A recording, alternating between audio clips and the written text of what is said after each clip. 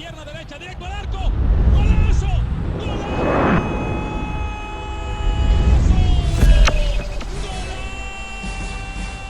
The world of football with a soccer perspective. This is Soccer Today with Duane Rollins and Kevin Laramie, live on the Sports Podcasting Network. Good day, good night. Welcome to Soccer Today for Monday, May 9th, 2022. I'm Kevin Laramie and I'll be joined by Duane Rollins in a second. We'll invite you to please subscribe to our YouTube channel. Help us in our journey to 1,000 subscribers. We're more than halfway there. With your help, we can get there very quickly. Joining me right now, live from the T-Dot, the 6. Duane, how are you today? Pretty well. New doctor, so that's fun. That's good news. If you're new to me, I'm a Doctor Who fan. At least I was a Doctor Who fan before the last showrunner destroyed the show. But at least he's back, right? The new showrunner's back, and now you got the first Black Doctor Who, which is long overdue, and it's going to be the friend in Sex Education, which I have watched. By the way, this is not a BBC podcast, but I guess it's turning into one. Exactly. We'll just pull out the screwdriver and we'll move on to soccer. But yeah, we'll have more to say on that as the days get closer. But just 2 more episodes to deal with the Chipnell. So there you go. Exactly. If you're a Who fan, you know exactly what we're talking about. Exactly.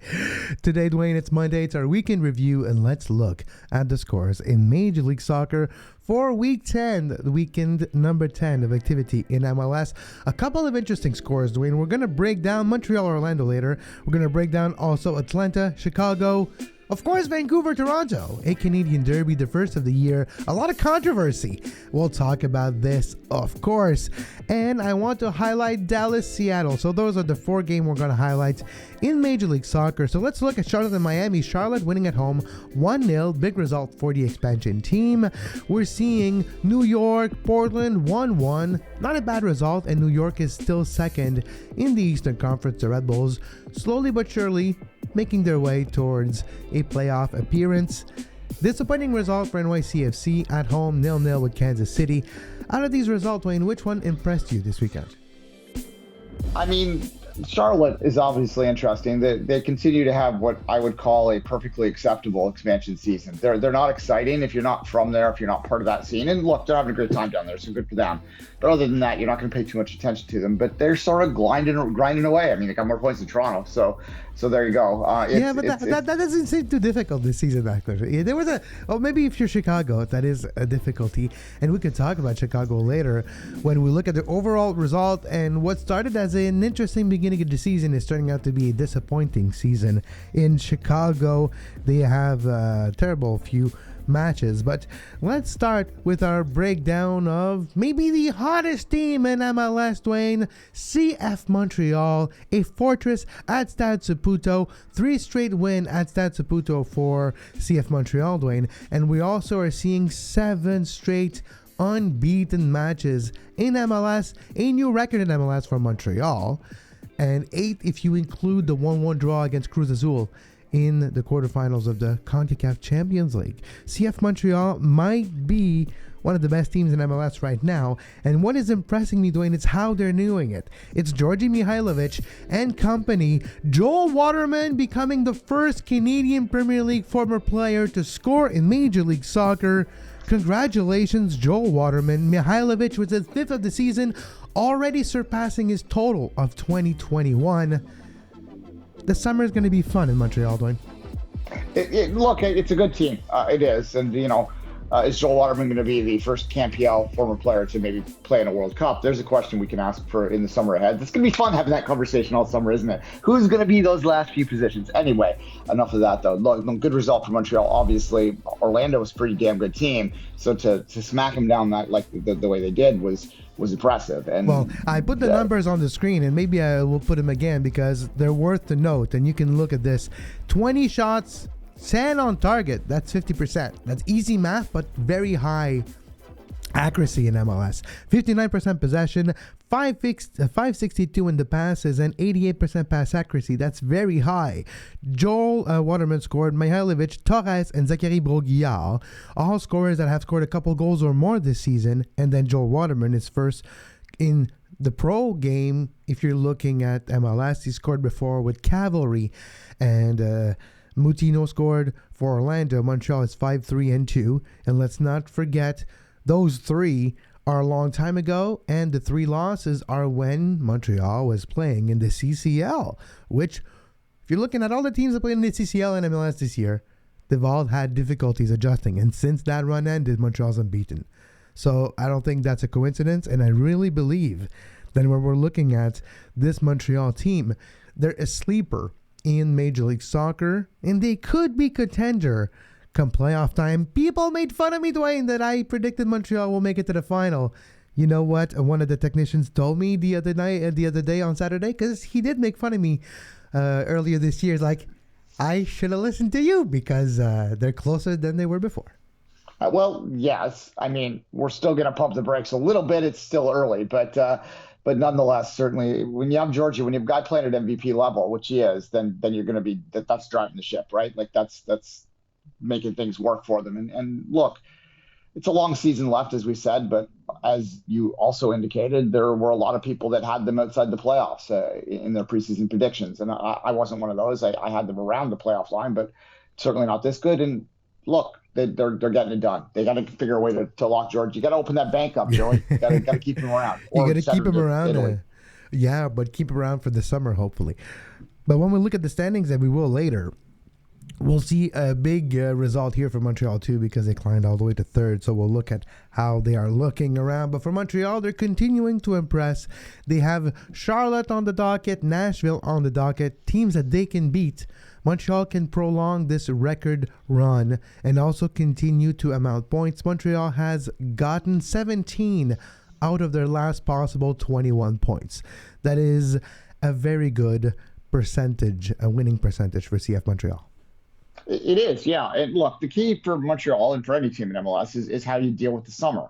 The summer's a grind. The summer tests your depth. The summer does a lot of things that sort of tell you who the good teams and the bad teams are. And obviously you'll have more talent coming into the league as well in the summer. So how do they address that? Do you have any money to spend? Is there an ability to bring a DP in? All these things are something that we need to look at. If you want to win a championship, you gotta get over that hump. And I wonder what they're thinking in head offices there in Montreal. Like, look, one way to stop the people from complaining about the name change and the brand and all that would be to maybe bring a player in and win. Exactly. At this point, you might not even need the player. If you just keep the team as is, you might have a chance. Some players will come back from injury. Let's not forget Montreal is missing maybe their best striker in Mason Toye. He has just started to train again. We'll see how long it takes for him to be match fit. But he's the big missing key here for Montreal, and we'll see how he comes back into the team, how Montreal adjusts, and how Montreal is able to parlay this run into maybe another great run for CF Montreal. Maybe you'll push it to 8-9 wins or games without a loss. Okay, enough about Montreal. We'll keep more time for Vancouver-Toronto, a Canadian derby, the first time this season two Canadian teams faces against each other in MLS, and quite the game it was. Controversies, penalties, missed penalties, and should have been a goal, not. A lot of things to talk about. Duane, I'm going to give you the floor in just a second before I just break it down statistically. 1-0. You aren't on camera, so you'll do that in a second and you'll be on. 1-0 for Vancouver against Toronto. Vancouver has a 2-6-1 record. This was only their second win this season. Toronto has a 3-6-2 record. Toronto has 4 straight losses in MLS. And who else but St. Ricketts, former Toronto FC player. Certain people would say a Toronto FC legend. Maybe that's pushing it a bit, but a goal at the 90th minute for St. Ricketts. 15 shots, 6 on target, 45% possession for Vancouver. And of course, we're seeing a 78% passing accuracy, 80% for Toronto. And to me, this was a game where it could have gone either way. Demir Caicedo was close to getting a goal, but Duane, I know the big talking point here is the call on Jaden Nelson's waved off goal. The fact that he scored, there's a ball and there's an exchange. The ball is stopped by Asal. The ball seems to be loose. We have Jaden Nelson that's pouncing on the rebound. Asal is indicating there was contact and he's looking like he's injured. And the call and the goal is waved off. For Victor Rivas was the referee on the play. Depending on which broadcast you were listening to, if you're watching the TSN broadcast, Stephen Caldwell made it clear what he thought about that call about Victor Rivas. And if you watch the broadcast from the other side, they also make it clear on the radio aspect of the Vancouver broadcast, because it was the same TSN feed, first of all. But when you're looking at the radio aspect, it was different. And they were more pro-Vancouver on the call. Duane, the floor is yours. Look, if that's a foul, then the game is gone. I'm sorry. That's a ridiculous call. And look, before I get into that any further, I'll say this. Toronto needs to score the penalty. Toronto needs to create more. Toronto needs to defend that goal at the end. Like, that's why they end up with no points here, because they didn't do those things well. You have a penalty, you got to score it, right?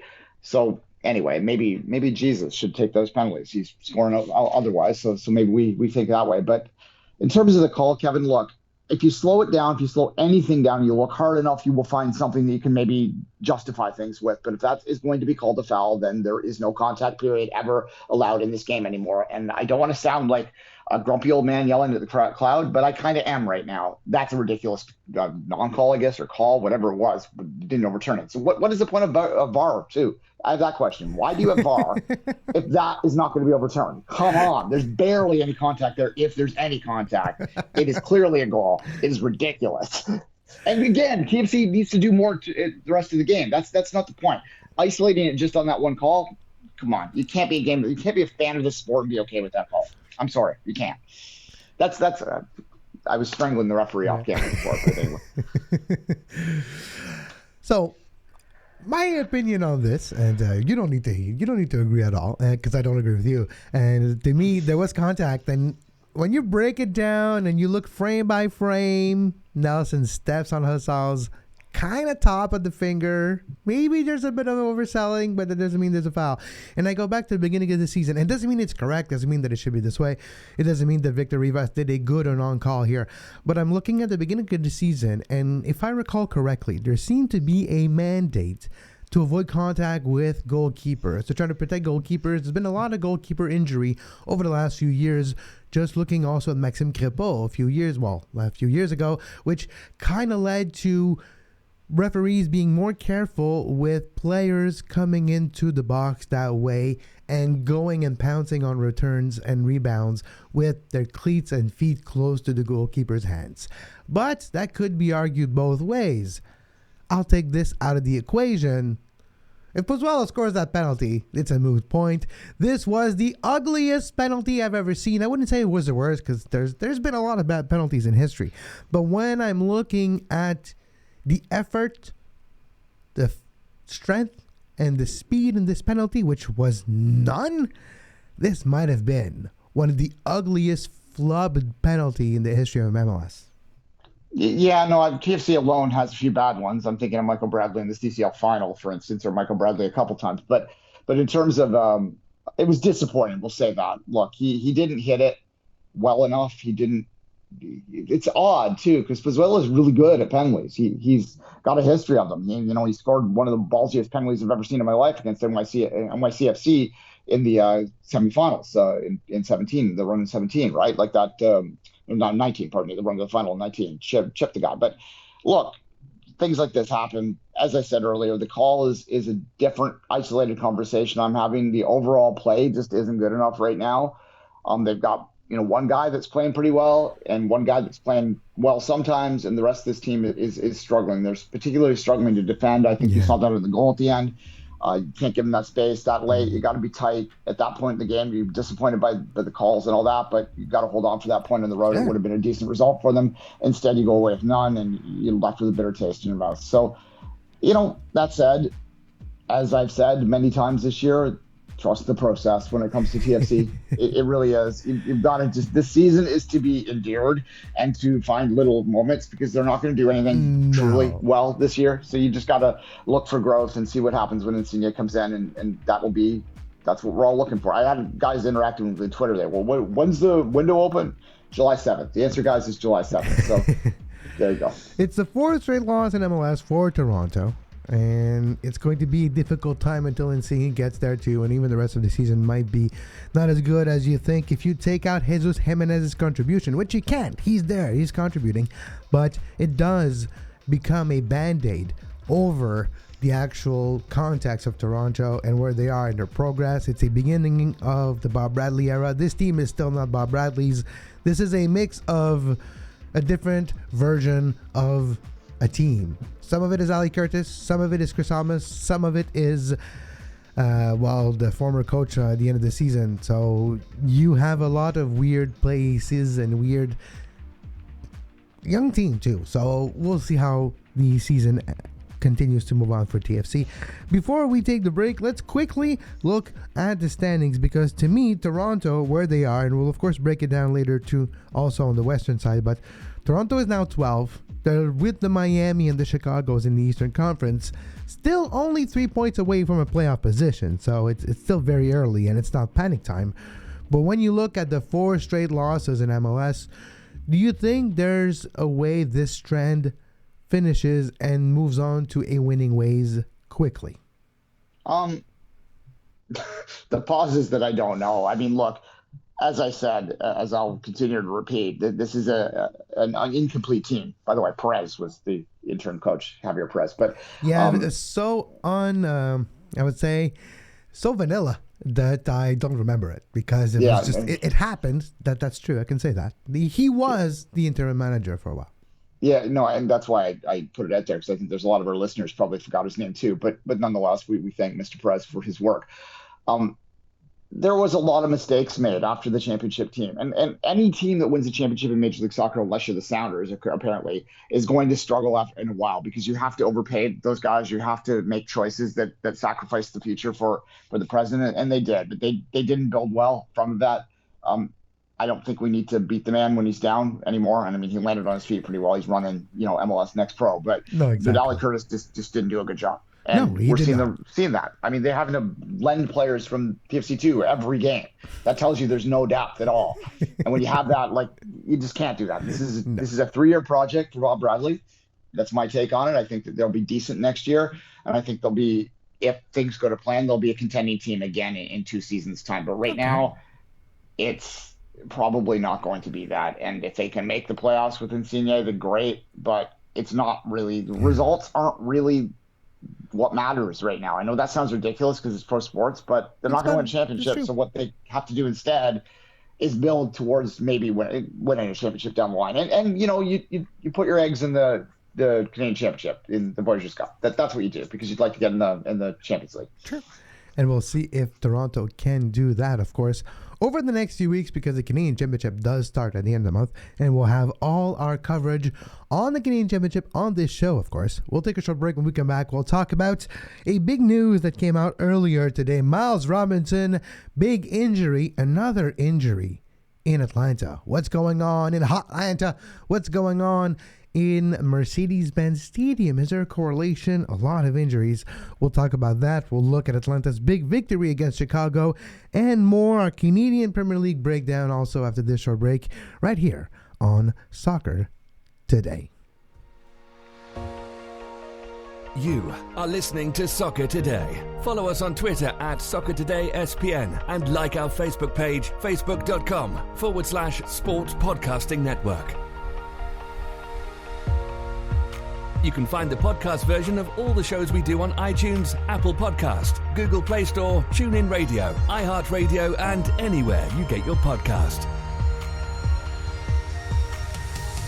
And we're back on Soccer Today. Kevin Laramie with Duane Rollins. Please, we'll invite you to take a second and subscribe to our YouTube channel. Also, if you like what we do, if you like to support us financially, you can do so by going to our Patreon page at patreon.com/sports podcasting network. Multiple options are there, and we appreciate your contribution into the continuous growth of this show on our channel on YouTube, which we appreciate your support. Also, Duane, it's time to talk about Atlanta country. I love thinking of going to Atlanta. I've been there once and haven't left the airport.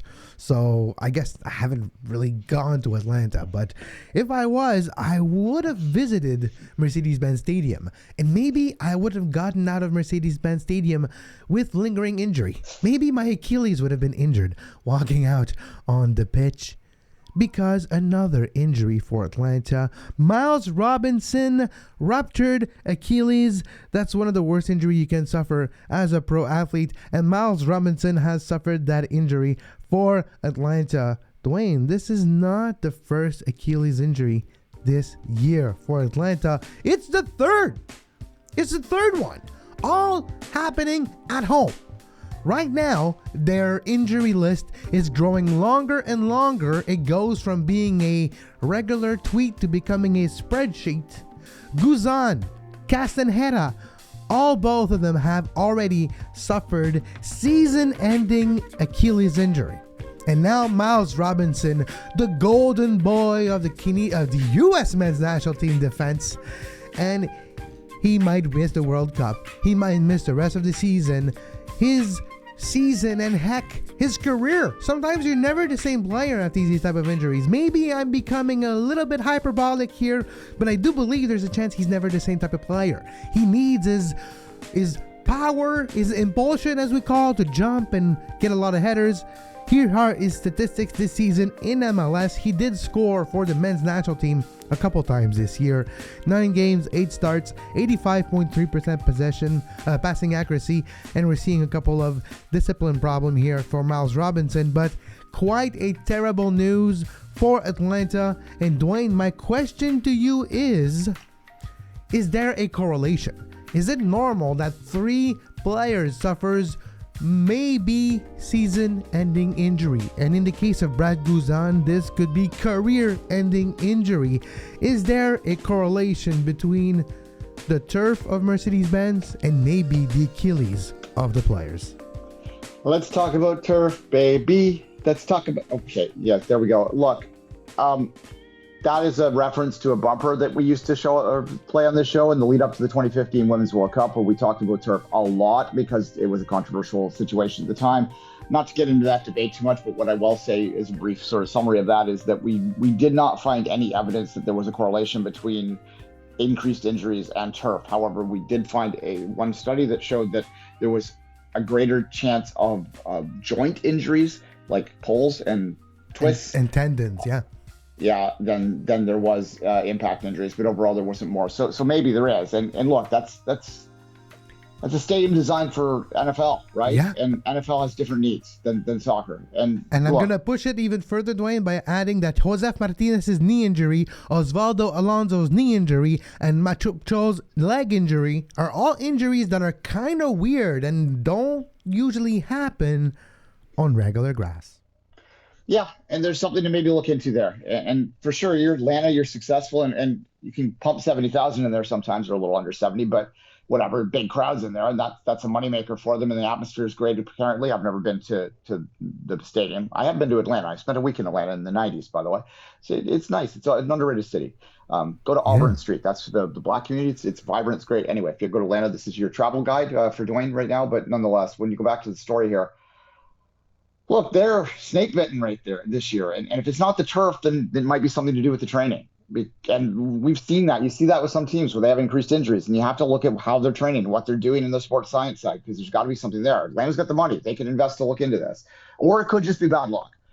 It is a bit weird that you have 3 injuries that are so similar in the same place, but it could just be bad luck. And that's something sports fans don't like to talk about a lot. That luck is a huge part of everything to do in everything.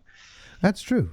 But they still were able to get a big win propelled by Ronaldo Cisneros' hat trick. Great performance. And Brooks Lennon, one of the candidates for MVP this year in Major League Soccer. Him, Driussi, Mihailovic. But I think Mihailovic, with his performance this weekend, has taken over Driussi. Brooks Lennon is right behind him. Brooks Lennon is in the top 5 and top 10 of multiple categories across the league. We'll break it down later this week. But Cisneros, a hat trick. Brooks Lennon scored the 4th goal. Chinonso Ofor scored for Chicago. Should we talk about Chicago now? Because Chicago is 14th in the Eastern Conference after starting the season with a couple of good results. Ezra Hendrickson and the new player Xherdan Shaqiri have failed to deliver results over the last few games. What is your thought on Chicago here? And is this just a case of playing against a hot Atlanta team that is finding its feet with a new striker in Ronnie Cisneros? Or is there really something to say about the lack of depth in the midfield for Chicago? Goals win games, and Chicago doesn't score enough. They don't create enough. I mean, you brought in a DP that has name recognition and is a decent player, but I'm not sure it's what they needed. If you're going to spend big money and you want to make a splash in the market, I mean, it's one thing to bring a name in, and he is a name, I guess. Like, if you're a soccer fan, he's a name. I don't know if he's going to grab the general population. Like, people fighting the Cubs, Wrigley, are they going to know who he is? I don't know. No, they don't know. They're like, Xherdan? What's that name? What the heck is that? No, but you're right. Also, how can they be 14th in the Eastern Conference with a goalkeeper that is leading the league with 5 shutouts? I don't get it. They have 5 clean sheets, yet they're 14th in the Eastern Conference. Something. I know, that's like the literal proof that you need to score goals in MLS. Otherwise, you could have 5 clean sheets, the hottest goalkeeper, and maybe the youngest one in the league too, and still bottom of the Eastern Conference. Speaking of bottom, I want now to move to Seattle and Dallas before we move on to the Canadian Premier League, because Duane, this was quite another bad result. And yes, it was maybe predictable that Seattle had a lot of celebration midweek winning the CCL, maybe a little bit of handled beverages at night. But take out the CCL and Seattle has 3 straight losses in MLS, a record of 2-5-1. It's starting to be a problem. You can't win the season in May, but you can definitely create a gap big enough that you can't get out of. Let's look at TFC in 2018, and this is the signs that I'm seeing. Has Seattle jeopardized their 2022 season for the CONCACAF Champions League? If so, it might be the case. But a big win here by Dallas, 22 shots, 6 on target, 57% of the possession. Paul Arriola playing very well. Jesus Ferreira, one of the best goal scorers this year in MLS, continuing his great run. Dallas 2, Seattle 0. And to me, this is an indication that Seattle might be okay by just barely making it to the playoffs, if they even do so, and getting the trophy that they really wanted, which was a CCL. Look, I mean, Seattle's going to consider this season a success regardless of what happens from here, but for sure it's a challenge. And you can't win the MLS Cup in May. You can lose it, though, if you fall too far behind. That said, they're a pretty deep team. I think they're going to be fine. We're going to watch them carefully over the next few weeks. The next couple weeks, I think they're going to tell us, look, gambling tip here, that was the easiest game to bet on all weekend. You know that even if they weren't, they're athletes, they're professionals. That's jokes aside, they probably weren't hitting the shooters at 2 a.m. that night. They probably had a couple beers and then, went home and did their, I don't know, ran on the treadmill or something. But they probably had like a pizza, and that's probably like more the celebratory aspect. It's like food more than alcohol. But anyways, we can continue. Yeah. I mean, look, I don't think it's that, but the emotional letdown of that to that in 3 days, like that's predictable. They weren't going to get a result in that. So really what's going to be telling is whether or not they can start to get some results. If they're continuing to struggle in 2-3 weeks, I'm going to say it. They might not make the playoffs, and that will be the first time in the team's history. Exactly. Which says everything about them. I for my other work, I made a for TVA. We were doing and I made some research, and since this team exists in 2009. So here are the things that I really thought it was interesting. Since 2009, all right, they've won the U.S. Open Cup 4 times, so 3 in a row from 2009, 10, 11, and 14. The Supporters' Shield, they've won the MLS Cup twice, and that's making it to the final also 2 other times. And they've won the CONCACAF Champions League. And now they have Macklemore and Russell Wilson and Sierra part of the ownership group. This team is going to continue to be relevant. This is the standard bearer in Major League Soccer is Seattle. Seattle is the kingpin, the king on the mountain. They're the top honcho. They're the team to model after. It's not about the glitz and glamour. It's about what works. Data-driven, reality driven, not about the amazing super tactics. You find what works and you keep your faith on one player and one coach also in Brian Schmetzer, and maybe it works, but we'll see how they stay there, because it's one thing to become that, and now it's how you handle it, and maybe they'll struggle the rest of the season in Major League Soccer because everyone gets up to play the Sounders, right? Because they're so good. You're like, what? It's the measuring stick. It's like, can we play? Can we be that good? And of course, our record maybe say we're 12, but we just beat the Sounders. Maybe that says something. Interesting aspect there. Yeah, look, they are the standard bearers. There's no doubt about it. Like, I'm going to say something nice about the 2016 title here, so brace yourself, folks. What that tells you about the Sounders is that, they were lucky to win that game. They were. Like, anyone with eyes can tell you that. They were badly outshot. They were badly outplayed, but they held on and they got the result based on, a great save by Stephen Fry and taking it to penalties. The point being is they put themselves in a position to benefit from luck.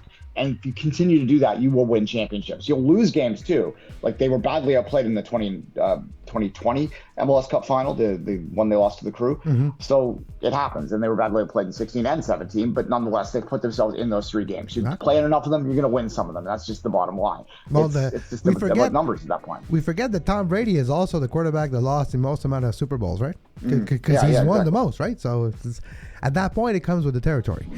All right, let's look at the standings in MLS on both sides here after week number 10. It's May 9th. Here are the standings. Vancouver dead last in the league. Wooden spoon with Seattle, of course. Seattle having differential, and that's why they're over They're over Vancouver. Kansas City 12, San Jose 11th, Portland 10, Colorado 9th, Houston 8 in the Western Conference. Playoff teams now: Minnesota, Nashville, Salt Lake. It's pretty good. Dallas keeping on a good run of form. The Galaxy is still there, but LAFC on another plane of existence. I do believe LAFC is the best team in the league right now, followed by Philly and very closely Montreal. I'll take Montreal over the Red Bulls any day. The Red Bulls are 18th, but for some reason, the Red Bulls are not good at home, and I think those numbers are maybe too reliant on a Frankie Amaya playing out of his mind and a Klimala scoring a lot. And I think over the course of a full season, it might not be replicatable. But what is your thought on both standings right now? What is the most surprising aspect of the standings as of May 9th for you, Duane? It's Montreal, honestly. I didn't think they'd be as good as they have been. And we talked about them off the top, so we won't belabor it too much here. But I do think that they deserve a lot of credit for what they've done and continue to do. In terms of the standings, the other thing that not surprises me but always grabs me is it's there for someone's taking, the East. It really is. So Montreal adds a player, or doesn't even add a player, just keeps playing the well they do. Yeah, there's no reason why they can't go in a deep run or even make an MLS Cup final. Toronto boy just said it. So brace yourself again. I just complimented the Sounders and the Impact in the same show. So here you go. Here we go. All right, here we go indeed, because now it's time for our Canadian Premier League review. Let's have a look at the scores in week number 5 of activity in the Canadian Premier League this weekend. York United, big win at home against Forge FC. Big win in the 905 Derby for York United. The Crowns beating the Forge, the white collar over the blue collar, I guess, because the Forgers make crowns, but the Royals wear the crown, and the Royals overtook Forge on that one. FC Edmonton, Cavalry. We'll talk about this one. We'll break it down statistically speaking. Cavalry's second win of the season.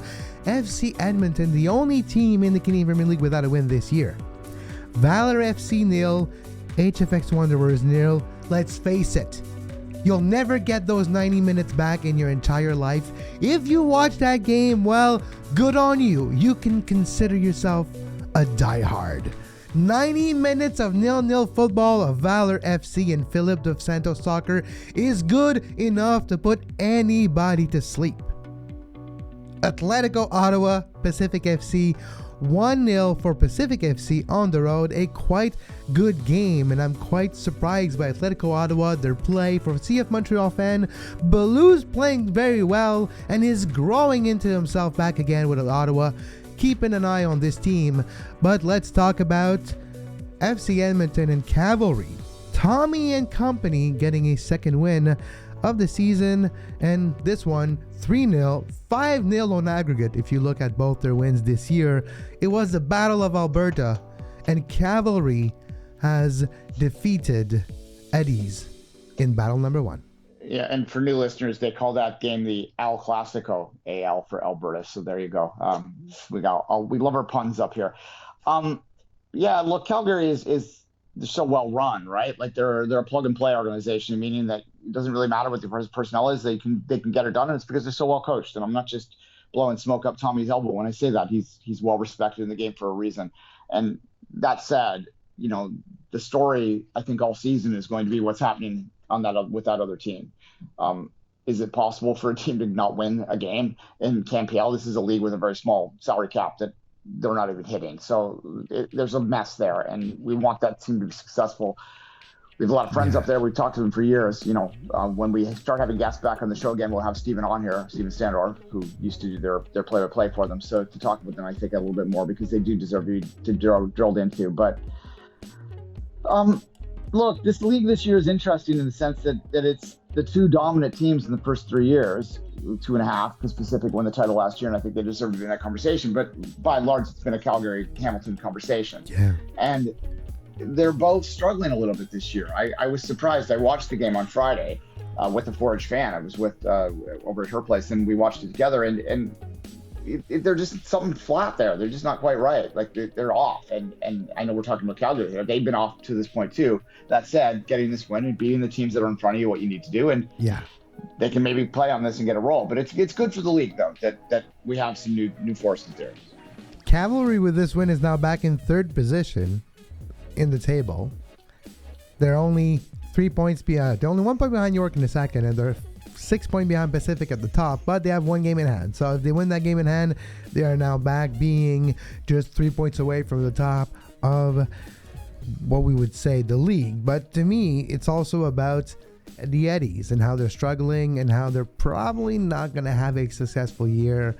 Cavalry has turned things around already. Joe Mason and Ali Mousse both scored their second of the season, and an own goal by Cal Laffrey late in the game has sealed the fate of FC Edmonton on the day.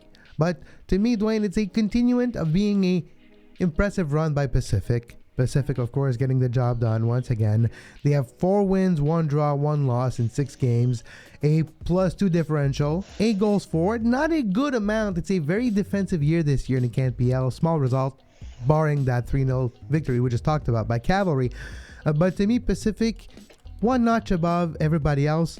Atletico Ottawa is better than their record. I have liked the type of football they play, and over a longer, a bigger sample size of data, I think Atletico could maybe be better. HFX2, it'll be a great battle for the 3rd and 4th spot in the table between all the teams involved. And FC Edmonton has maybe, at least emotionally, in my opinion, clinched a very good option on that not coveted wooden spoon. Yeah, the wooden spoon seems to be pretty much in their line this year. It's hard to see them getting out of that.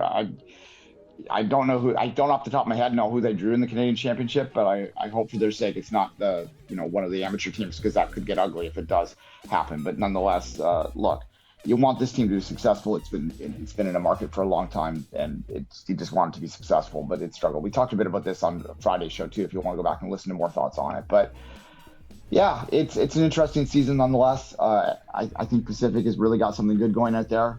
This is, and I just want to show my shirt to the people wearing it one more time. I've got my Professional Football Association shirt on there. Recognize the union CanPL leaders out there, please and thank you. So we'll end it with that. I did have some breaking news that is coming down the pipe here when I saw my updates on my phone. This is important. Are you all sitting down? Okay, first off, I need to finish my hat trick, so I'm going to say something nice about Manchester United. Actually, that's a lie. I'm not going to say anything nice about Manchester United. But my breaking news, Kevin, is that the Columbus Crew are going to try and break a world record for the longest fan scarf collection of fan scarves tied to each other in the world. So there you go. Breaking news right in the middle of the show here. Okay, that came on sure. the email. Not a show. Sure. Okay, thank you. And sure, we'll get video on that. We'll send a reporter, and we'll make a 2-minute short video and maybe a documentary on that. Sure. No, we're saying no. No, it's been canceled already. So too late. We're not going to get that. But, maybe not. It's interesting for those who love scarves. And if you don't, well, it's also okay. On that note, we'll be back tomorrow with a brand new edition. You can follow us and subscribe, and you can follow advertising opportunities right here at sportspodcast@gmail.com. You can contact me. You can find the podcast version of this show everywhere you find your favorite podcast: Spotify, Apple Podcasts, Google Podcasts, Spreaker. And thank you for your subscription. And of course, if you would like to support us financially, you can also do so at patreon.com/sportspodcasting-network. For Duane Rollins, I'm Kev Laramie. Until next time, we wish you a great soccer.